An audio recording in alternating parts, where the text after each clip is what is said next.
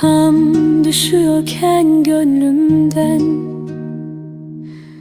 gülüşün beni tuttu. Bir de seviyorum deyişin var ki kalbimi 12'den vurdu. Önce inanmadım, çok korktum senden. Üzer seni dedim, uzak dur benden. Meğer kimse sevmemiş beni, seninle anladım sevilmeyi.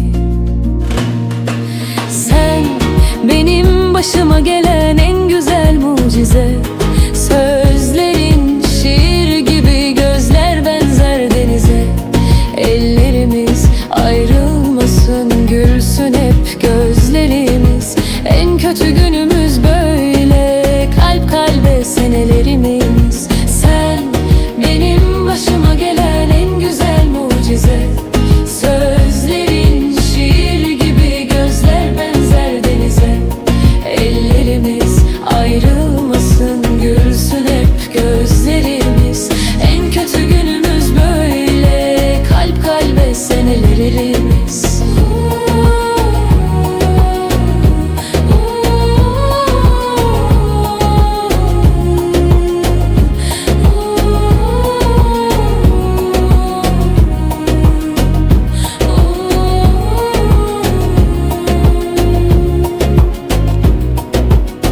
Önce inanmadım, çok korktum senden.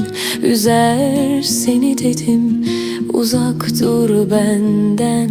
Meğer kimse sevmemiş beni, seninle anladım sevilmeyi. Sen benim başıma gelen en güzel mucize. Sözlerin şiir gibi, gözler benzer denize. Ellerimiz ayrılmasın, gülsün hep gözlerimiz. En kötü günümüz böyle, kalp kalbe senelerimiz. Sen benim başıma gelen en güzel mucize. Sözlerin şiir gibi, gözler benzer denize. Ellerimiz ayrılmasın, gülsün hep gözlerimiz. En kötü günümüz böyle, kalp kalbe senelerimiz.